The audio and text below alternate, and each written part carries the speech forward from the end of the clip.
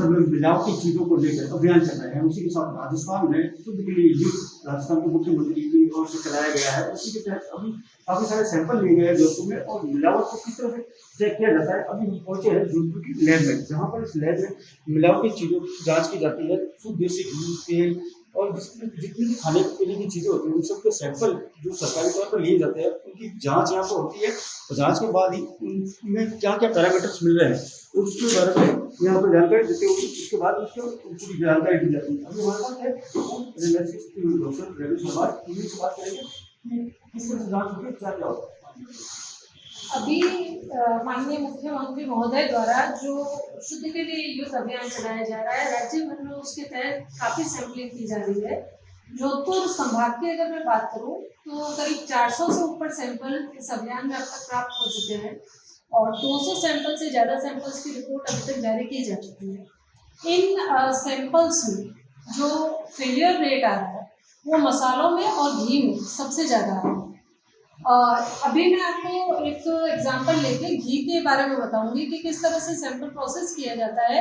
और घी स्पेसिफिकली इसलिए बता रही हूँ क्योंकि घी का जो फेलियर रेट था, पहले हमारे पास इसका फेलियर रेट 25 से 30% था, लेकिन अभी लेबोरेटरी का अपग्रेडेशन होने के बाद हम घी में मिलावट को ज़्यादा पकड़ पाए, और अभी इसका दीपावली के अभियान का जो फेलियर रेट था ये लगभग 70% तक हो गया है। तो घी में जो मिलावट पकड़ी जा रही है अब ज़्यादा एफिशिएंटली पकड़ पा रहे हैं। और इसके अलावा दूसरे सैंपल्स में भी जो मिलावट की जा रही है उसके अलग अलग पैरामीटर्स हैं जो एफएसएसआई ने हमारे पैरामीटर्स दिए हैं। उसमें अगर वो तय पैरामीटर की रेंज में आता है तो हम उसको पास कहते हैं। जैसे घी के लिए मान लीजिए BR रीडिंग होती है 40 to 44, अगर वो 40 to 44 की रेंज में आ रहा है, अगर किसी घी की रिजल्ट 41.5 आ रही है तो हम कहते हैं कि ये रेंज में, विद इन द रेंज में। इसी तरह से उसके पैरामीटर है RM रिचर्ड मिसल वैल्यू, जो कि मोस्टली अलग अलग एरिया वाइज वो डिवाइड की हुई है, लेकिन मोस्टली एरिया में वो 26 या 28 उसकी रेंज की हुई है। अगर वो इससे कम होती है तो हम कहते हैं घी सही नहीं है। लेकिन अभी जिस तरह की मिलावट घी में की जा रही है उसमें BR और RM से पकड़ना उसको थोड़ा मुश्किल हो गया है। कई बार मिलावट को उसको इस तरह से सेट करते हैं कि वो इन दोनों पैरामीटर में रेंज में होता है, लेकिन एक्चुअल में उसमें फॉरेन फैट प्रेजेंट होती है। तो उसको हम कैसे देख रहे हैं, फॉरेन फैट को कैसे पकड़ रहे हैं, वो मैं आपको बता रही हूँ यहाँ पे। इसमें जैसे ये घी सैंपल है हमारा, सबसे पहले एनफोर्समेंट में हमारे पास जो सैंपल आता है उसको कोडिंग किया जाता है। रिसीव होने के बाद उसको हम कोड करके एनालिसिस के लिए दे देते हैं। तो यहाँ पर हमने इसको कोड दिया हुआ है N05, सपोज इसका कोड दे दिया। अब इसके सैंपल प्रिपेयर किया जाता है। ये जो टेक्निक है ये गैस क्रोमेटोग्राफिक टेक्निक है। तो अब इसके अंदर इसका सैंपल प्रिपेयर किया जाएगा, और सैंपल प्रिपेयर करके इस तरह से वाइल में इसका सैंपल ले लिया जाता है। इसका पूरा का पूरा प्रोसेस है जो कि हम स्टैंडर्ड मेथड फॉलो करते हैं।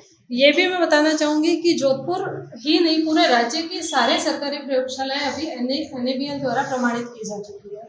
तो हमारे काफ़ी पैरामीटर, लगभग सभी लैबों ने 50 से ज़्यादा पैरामीटर पे NABL का प्रमाणीकरण ले लिया है। यानी ऑथेंटिसिटी और आप कह सकते हैं जो गुणवत्ता है प्रयोगशाला की वो और बढ़ी है, वो उसकी ऑथेंटिसिटी और बढ़ी है। वो पहले भी ऑथेंटिक थी लेकिन अब उसका प्रमाणीकरण हो गया। तो यहाँ पर हमने इसका सैंपल को प्रिपेयर किया। सैंपल प्रिपेयर करके इसका घी का, इसमें घी में फैटी एसिड्स होते हैं एक्चुअल में, तो वो सारे फैटी एसिड का मिथाइलेशन होके वो उस वाइल में आ गया। अब इनमें कितने मिथाइल एस्टर्स आए हैं हमारे पास, इसको हम इस इंस्ट्रूमेंट द्वारा जांच करते हैं। तो अभी इसमें रन चल रहा है। ये जो लिक्विड है इसको यहाँ पर हम इंजेक्ट करते हैं। इंजेक्ट करके इसके अंदर एक कॉलम लगा हुआ है, बहुत बारीक कॉलम होता है। उस कॉलम में ये सैंपल रन करता है। रन करने के बाद हमारे पास इस तरह के क्रोमेटोग्राम होते हैं। ये जो क्रोमेटोग्राम है, जैसे ये क्रोमेटोग्राम है, ये एक आप कह सकते हैं एक स्टैंडर्ड घी का है, ये एक अच्छे घी का है। इसमें आप देख सकते हैं कि 19 पीक्स हमको मिल रही है।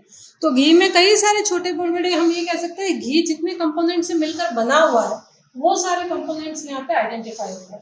तो यहाँ 19 कंपोनेंट्स हमारे पास आइडेंटिफाई हुए हैं। और ये है जैसे मिलावटी घी का प्रोफाइल है।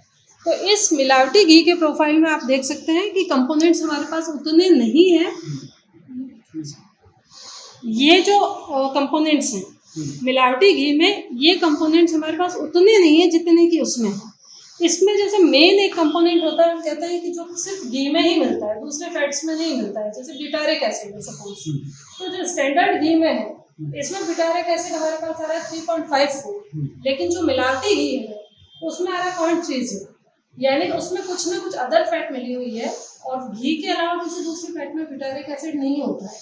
तो उस बेसिस पे हम इसको एनालाइज करके कहते हैं कि इस घी में कोई दूसरी फैट प्रेजेंट है और उसमें नहीं है। उस बेसिस पे हम रिजल्ट जारी कर रहे हैं और घी की मिलावट को पकड़ रहे हैं। जिस तरह से आपने घी की मिलावट बताई, उसके साथ जो खाने का तेल होता है, इसमें क्या बताएगा? एग्जैक्टली जैसे घी का सैंपल एनालिसिस किया जाता है, ठीक उसी तरह से ऑयल के लिए भी ये फैटी एसिड प्रोफाइल टेस्ट बोलते हैं इसको। एग्जैक्टली यही fatty acid profile test oil में भी किया जाता है। इवन ऑयल के लिए सारे पैरामीटर के साथ FSSAI रेगुलेशन में भी उसके स्टैंडर्ड दिए हुए हैं। तो ऑयल के साथ भी यही हम सेम प्रोसेस करते हैं, जो घी का सैंपल प्रिपरेशन का प्रोसेस है, एग्जैक्टली वही प्रोसेस ऑयल के लिए है। इसी मशीन में उसको रन करते हैं और हर एक ऑयल का एक स्पेसिफिक कंपोनेंट होता है। जैसे मान लीजिए कोई एक पर्टिकुलर ऑयल के लिए मैं बात करूँ, तो मान लीजिए किसी ऑयल में एरुसिक एसिड प्रेजेंट है, तो एक्ट ने उसको बोल रखा है कि वो मोर देन 50% होना चाहिए या 50 to 60% की रेंज में होना चाहिए। तो उस रेंज में मिलता है तो हम कहते हैं ये ऑयल ठीक है, और अगर वो बिलो ग्रेड होगा या आप कह सकते हैं कि उसकी क्वालिटी अच्छी नहीं है या कोई दूसरी ऑयल के उसमें मिलावट है, तो डेफिनेटली उस कंपोनेंट का परसेंटेज उसमें कम होता है। तो उससे हम कह सकते हैं कि ये ऑयल मिलावटी है या बिलो ग्रेड, उसका जो क्वालिटी स्टैंडर्ड है वो उतना अच्छा नहीं है। जिस तरह से अभी आपने बताया कि इस तरह से मिलावटी कोई भी, जैसे मैंने खाने पीने में भी पढ़ा हूँ, कितनी हानि हो सकती है? देखिए, ऑयल और घी के केस में मैं ये कह सकती हूँ कि जैसे ऑयल में अगर मैं सरसों में मूंगफली का तेल मिला लिया सपोज, तो ना तो मूंगफली का तेल ऐसा है जिसको हम नहीं खा सकते, ना सरसों का तेल ऐसा है। घी और तेल की जो मिलावट है, तेल में इवन बहुत ज़्यादा मिलावट नहीं पाई जाती है, घी में ये परसेंटेज ज़्यादा है। जैसे सपोज मैं घी का एग्जांपल लेती हूँ कि एक घी में उन्होंने पाम ऑयल मिला दिया, तो मैं ये नहीं कह रही कि पाम कार्नेल ऑयल खाने योग्य नहीं है। इसके दो नुकसान है। जो मेन इसका पर्पज है वो इकोनॉमिक पर्पज है, वो अपना पैसा बनाना चाह रहा है व्यापारी, 200 रुपए की चीज को 400 रुपए 500 रुपए में बेच के वो मुनाफा कमाना चाह रहा है, तो ये मुनाफाखोरी है। और दूसरा जो नेगेटिव पॉइंट है वो ये है कि एक व्यक्ति न्यूट्रिशन के लिए कोई कंपोनेंट खाता है, कोई अगर वो डाइट ले रहा है तो न्यूट्रिशन के लिए लेता है, तो इसका जो मेन इल इफेक्ट है वो न्यूट्रिशन को लेगा कि जिस न्यूट्रिशन को सोच के वो उसको इंटेक कर रहा है, वो न्यूट्रिशन उसको नहीं मिलेगा।